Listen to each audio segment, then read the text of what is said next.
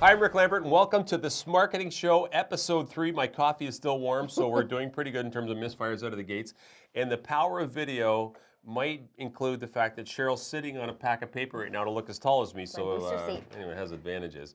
Anyway, Cheryl, you've got a ton of experience in the corporate side, big spend videos, and you're bringing that talent down into the SMB space for a lot of clients we work with, and I wanted you to share today what's working, what should clients think about, and why video is part of their marketing mix. So yeah, we're going to talk about video content, how to get started, the why, the how, and then a few tips and some best practices. Viewers retain 95% of what they watch versus 10% of what they read. And that's a very powerful stat. So 95% of what they see over 10% of what they read. So here, let me talk to you people that like it simple. If we served you up a document, this marketing show with, let's say 5 pages of whatever it is we say, would you read it? Probably not. But you're watching the video right now, which speaks to why we're talking on this topic today. Yeah, so it's very important that you need to include that. 80% of all internet traffic is video content. People are looking for videos, whatever it might be, they're looking for it. So you're missing out if you don't have anything to contribute. There is a reason YouTube is the #2 search engine. Yes. Right? So let's talk about, a lot of people, I think, Cheryl, say to me, hey, I'm not sure if I want to go on video. I'm not sure what to do a video about. Yeah. So give them some of your insights there. Easy ways to get started. First of all, as an SMB, you're getting asked questions on a regular basis by clients and customers. What are those questions? Can you write down the top 5 that you're getting asked on a regular basis? And can you respond to them in video format? That's a good way to start. So what we do with sales teams is we say, hey, get all your sales reps in one of your meetings, just to write down the top 5 questions that their customers are asking them, and then just create videos based on those. It's so basic, but that's what the customers are looking for. For sure. And the second area is recruiting. So people want to see inside of an organization. They want to hear from the people that work there. They don't want to hear from an on-air talent person that was hired to talk about how great it is within the building. They don't. They want to hear from the people.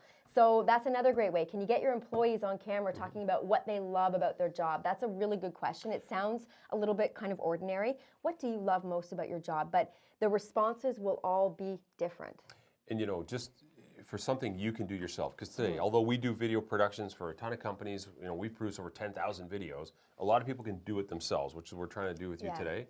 And we just had a client that took a smartphone tour through their office, put a bed of music on it, not copyright. By the way, that's a big mistake people make, is including copyright music.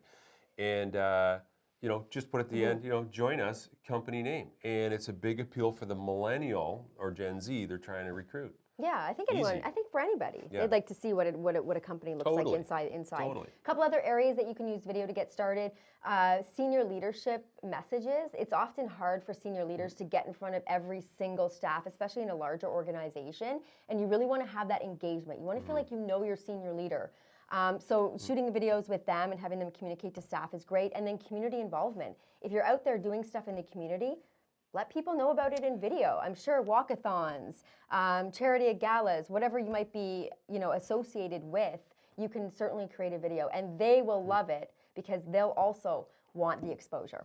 And what we found, Cheryl, is when one person on a team or company does a video, it's contagious in a positive way, and more people will try it. And anyway, video is through the roof right now, as you know, I'm sure, which is why you're watching today. So let's talk about maybe some things to not do. Some things to not do. Okay, well, first of all, don't picture the thousands of people that potentially are watching this marketing show. Picture the one person that's Mom, are you still watching? I hope you are. We might not even have one person anymore. But just picture that you were addressing one person and one person only. So don't think about who is watching or who might be watching or who's not watching. Just think about one person. So that's tip number 1. Number 2, you don't necessarily have to put yourself on camera right away.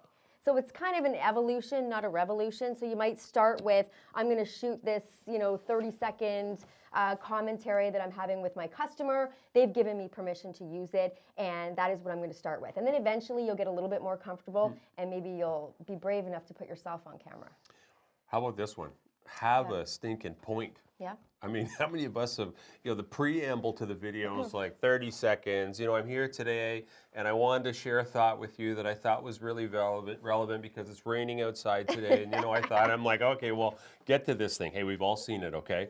Another thing to stay away from, I would say, is do not do promotional videos if you can. Now, if you record TV, like my wife does, okay, all these shows, at home, we fast forward through the commercials. And I'm saying your customers, if you're doing promotional videos like, hey, my name's Rick Lambert, we got the best sales training program, people will fast forward through that, especially on social media. And so make it more educational. Yeah. You talked about the questions. Yeah, kind of like the 80-20 rule. So you still want to, there still needs to be a benefit to your business in Yes. doing the video, and there needs to be a connection. So make sure that you align yourself with things that are relevant. Product placement, for example, you could do that in lots of different ways without even mentioning the business name. So my last suggestion would be keep it short, stupid. Like if you think of a funnel, upside down funnel, people watch more at the beginning, less as it goes on. Yeah. So thank you for staying with us here. But I would argue in a B2B video, especially social media, try and target like 30 to 60 seconds. Absolutely. On that note, we got to go. We gotta That's go. episode 3 of the Marketing Show. And don't forget, a lot of people are watching it on mobile devices. You don't need to picture yourself being on this massive, huge, big screen inside of some big corporate boardroom.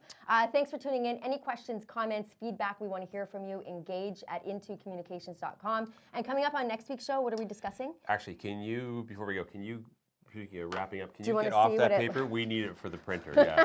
Next week's show, we're going to talk about some basic analytics you should be thinking about when it comes to your digital marketing. Maybe you're doing it yourself or you got an outside firm. Yeah. But we'll talk about, everybody's like, hey, I may spend some money or I'm trying it. Like, how do I measure it? And that's what we'll talk about next week. See you then.